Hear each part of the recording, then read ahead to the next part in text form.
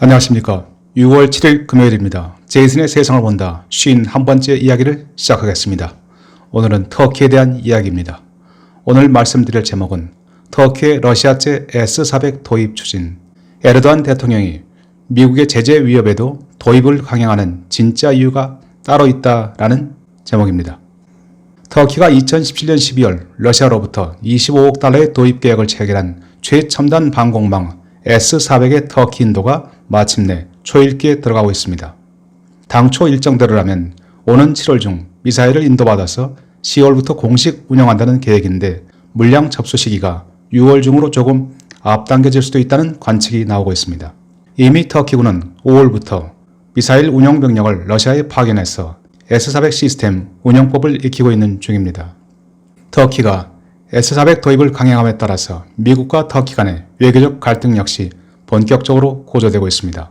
터키는 그간 미국이 S-400 대신에 미제 패트리어트 방공망 시스템 구입을 권유하자 S-400과 같은 수준의 기술 이전 및 라이센스 생산을 허용하지 않는다면 이를 수용하지 않을 것이다라는 강경한 입장을 고수해왔습니다.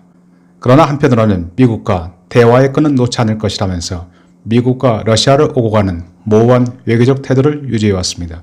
에르도안 대통령은 지난 5월 28일 트럼프 대통령과의 전화통화를 통해서 6월 말 오사카에서 개최되는 G20 정상회의를 계기로 양국 간의 정상회담을 갖기로 합의했습니다. 그리고 S-400 도입과 관련해서 미국과 터키 간의 실무그룹을 구성키로 하는 성과도 얻어냈습니다. 에르도안 정부는 실무그룹이 구성되면 러시아제 S-400 도입이 미국의 F-35 스텔스 전투기 도입에 위협이 되지 않는다는 사실을 명확하게 설득시킴으로써 미국의 불신을 해소시킬 수 있을 것이라고 기대하고 있습니다.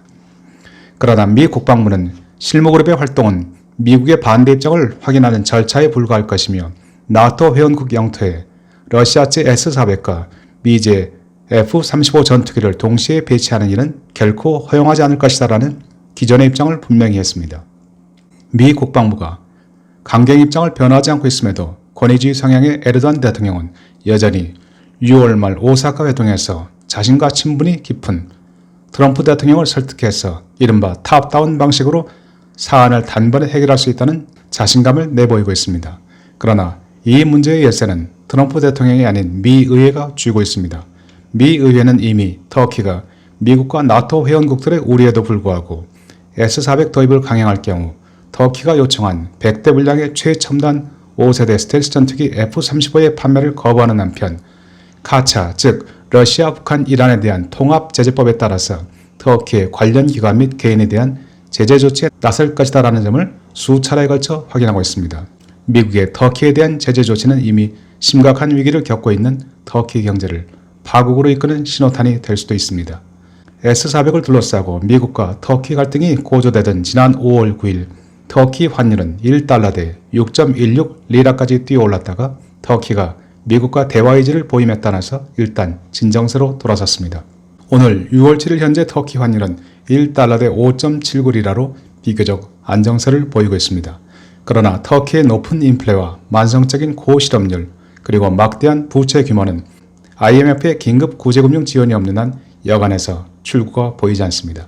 그렇다면 에르도안 대통령이 미국 및 나토 회원국들과의 불화 그리고 거칠게 밀려오는 경제 위기를 감안하면서도 패트리어트 미사일 대신 러시아제 S-400 도입에 올인하고 있는 진짜 이유는 무엇일까요?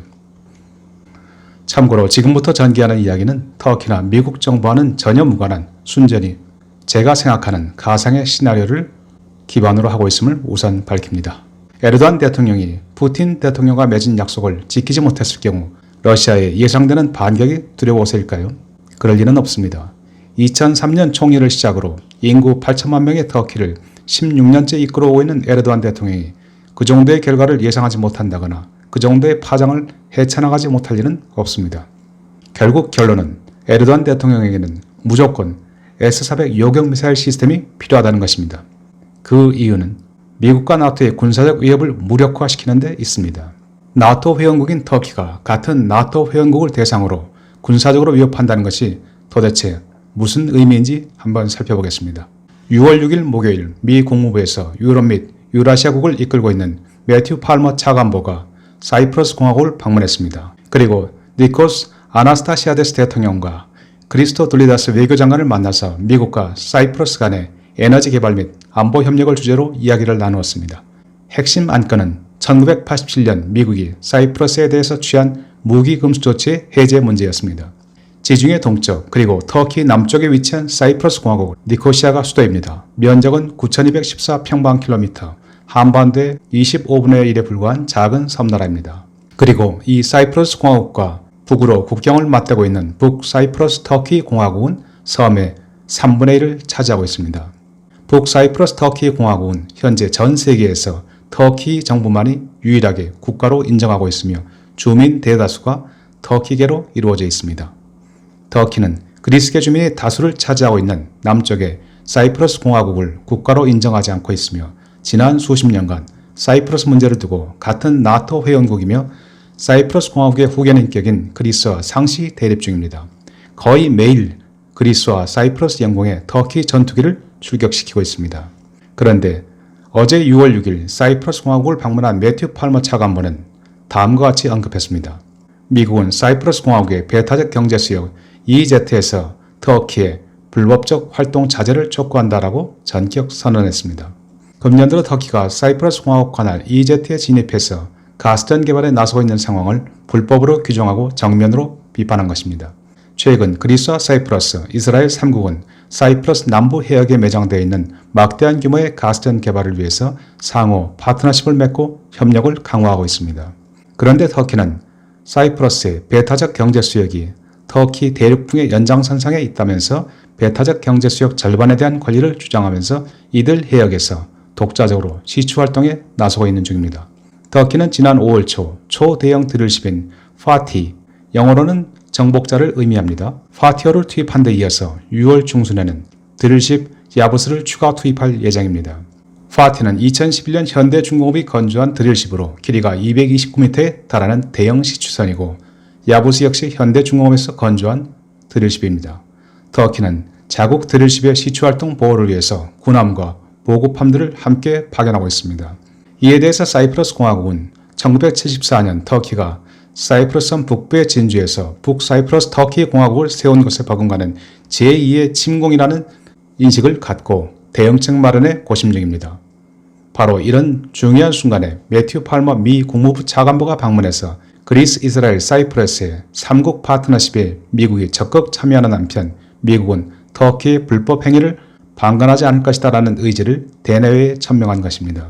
이미 미국은 지난 3월 중순 폼페이오 국무장관이 예루살렘에서 개최된 제6차 그리스, 이스라엘, 사이프러스 3국 파트너십 정상회의에 참석해서 미국의 지원 및 참여 의지를 확실하게 내비친 바 있습니다. 미국은 막대한 양의 가스가 매장되어 있는 동지중해 가스전 개발의 중요성을 인식하고 당장 사이프러스의 배타적 경제 수역에서 시추 활동을 전개 중인 엑슨모빌과 노블에너지 등 미국계 회사의 이익과 안전을 지키기 위해서 발벗고 나선 것입니다.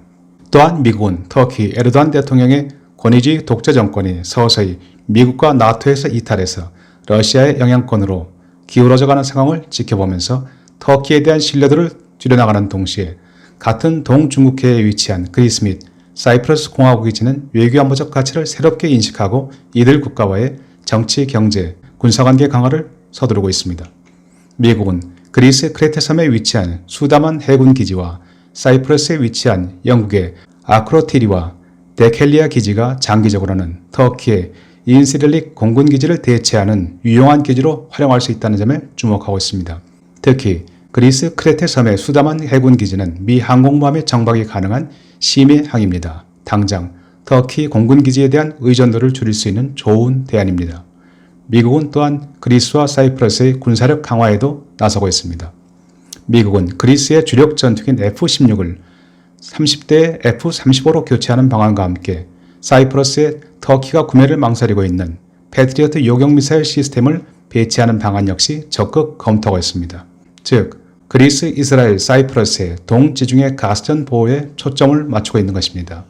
미국이 그리스 공군에 F-35를 제공하고 사이프러스에 패트리어트 미사일을 배치하는 동시에 터키에 대해서는 F-35는 물론 기존의 F-16에 대한 부품 공급을 중단하게 될 경우 터키 공군으로서는 치명타를 입게 됩니다. 터키가 급한 마음에 러시아로 방향을 돌려서 4.5세대 전투기인 수호이 35 또는 5세대 전투기인 수호이 57에 나선다 해도 개발과 구입, 실제 전력화까지는 최소 수년에서 수십 년의 장구한 세월이 소요될 것입니다. 결국 터키는 공군과 해군의 지원이 없는 한 사이프러스의 배타적 경제 수역에서 가스전 개발 활동을 접을 수밖에 없습니다. 터키의 손과 발이 묶이는 사이에 동지중해 가스전은 그리스, 이스라엘, 사이프러스 3개국과 엑슨모빌, 토탈 등 미국, 영국, 프랑스 메이저 회사들의 나눠먹기 잔치로 끝이 나게 마련입니다. 그러나 오스만 투르크의 영광을 재현하고자 하는 터키 에르도안 대통령은 더 이상 미국의 영향권 하에 머무를 생각이 없습니다. 그는 2011년 시리아 내전 발발 직후 이슬람 국가 즉 IS의 미사일 공격을 받고 미국의 패트리어트 미사일 제공을 요청했으나 당시 거절당했습니다. 이에 따라서 터키는 중국과 러시아에서 대체 방공망 시스템을 찾아 헤매다가 간신히 2017년 12월 러시아와 S-400 계약을 체결했던 스라린 기억을 되새기고 있습니다. 에르도안 대통령은 S-400 구입을 통해서 미국과 러시아 사이에서 터키의 독자적 활동 공간을 확보하되 특히 러시아와 에너지, 군사 분야 협력을 강화하겠다는 생각을 굳히고 있습니다. 실례로 터키는 작년 12월 러시아와 공동으로 러시아 크라스노다르와 터키 이스탄불 해안을 잇는 939km 길이의 해저 가스관 사업, 즉 터키 스트림을 완공했습니다. 터키는 유럽에서 독일에 이어 러시아 천연가스를 두 번째로 많이 수입하는 국가입니다. 터키는 이번 터키 스트림의 완공으로 국내용 가스를 안정적이고 경제적으로 공급받는 길이 열렸습니다. 터키는 향후 터키 스트림 2 건설을 통해서 러시아로부터 남부 유럽으로 가스를 공급하는 유럽의 천연가스 허브로 부상하는 순간을 꿈꾸고 있습니다. 바로 그런 의미에서 터키로서는 세계 3대 가스전으로 꼽히는 사이프러스의 자원 개발은 국운을 걸고라도 반드시 도전해야 할 놓칠 수 없는 기회입니다. 터키로서는 그리스, 이스라엘, 사이프러스의 삼각 협력 관계를 군사적으로 위협, 사이프러스 가스전 개발에 참여하기 위해서는 러시아 측 S-400 체계 구축이 절대적으로 필요하다는 것을 인식하고 있습니다. 서방의 패트리어트 시스템은 피하 식별 장치가 달려 있어서 같은 나토 국가의 항공기나 미사일은 요격할 수가 없습니다. 최강의 요격 능력을 자랑하는 러시아 측 S-400은 미국의 스텔스 F-35 전투기와 패트리어트 방공망이 배치된다 해도 충분히 위력을 발휘할 수 있습니다. 이제 S-400 미사일 도입은 터키로서는 적어도 현 시점에서는 절대 포기할 수 없는 전략적 자산이 되고 있습니다. 에르도안 대통령은 일단 6월 23일 이스탄불 재선거 승리에 전력을 경주합니다. 지난 3월 31일 야당에게 빼앗길 뻔한 터키 최대 도시 이스탄불을 다시 찾아와야만 야당의 약진으로 흔들리고 있는 국정 장악력을 다시 확보할 수 있기 때문입니다. 한편으론 S-400 도입 강행 의사를 밝힐 때마다 국민들의 정부 여당에 대한 지지도는 높아갑니다. 상당수 터키인들은 지금 터키가 겪고 있는 경제 위기가 미국의 음모, 즉 외부 요인에서 비롯된 것이라는 정부의 주장에 고개를 끄덕이고 있습니다. 오스만 투르크 시대부터 면면이 이어지고 있는 터키와 미국, 그리고 터키와 유럽 간의 불신의 골은 생각보다 깊고도 넓습니다. 에르도안 대통령은 6월 23일까지 미국과 러시아 양쪽에 모호한 태도를 취하면서 어느 쪽도 화나게 하지 않겠다는 생각입니다. 그리고 강력한 제재를 들먹이며 압박을 가하고 있는 미국에 대해서는 일단 트럼프 대통령과 오사카 회동 약속을 잡음으로써 시간을 벌어둔 셈입니다. 특히 트럼프 대통령을 배려하기 위해서 2016년부터 터키에 수감 중이던 미 나사 과학자를 전격 석방하고 이란산 원유 수입 대신 이라크산 원유 수입을 모색하는 등 유화책을 제시함으로써 백악관의 터키에 대한 부정적 시각을 차단하는 데도 노력하고 있습니다. 그러나 6월 23일 이스탄불 선거가 끝난 이후에는 S-400 미사일을 예정대로 도입하는 한편 미국과 한바탕 충돌을 각오하고라도 사이프러스 가스전 개발을 가속함으로써 에너지 자립 및 경제위기 극복을 위한 돌파구 개척에 주력할 계획입니다. 에르도안 대통령은 터키의 지정학적 위치를 감안할 때 미국이나 러시아 어느 쪽도 터키를 완전히 상대편 진영으로 밀어넣는 우를 범하지는 않을 것이라고 확신하고 있습니다. 그는 미국의 제재가 잠깐 동안의 고통이라면 가스전 개발은 영원한 국익을 약속한다는 것을 알고 있습니다. 에르도안 대통령으로서는 이제 강수를 두어야 할 순간입니다. 터키가 터키 남부 해안 또는 북사이프러스 터키 공화국에 러시아제 S-400 미사일을 배치하는 순간 미국과 그리스, 그리고 이스라엘과 사이프러스의 가스된 개발은 터키의 군사적 위협에 노출됩니다.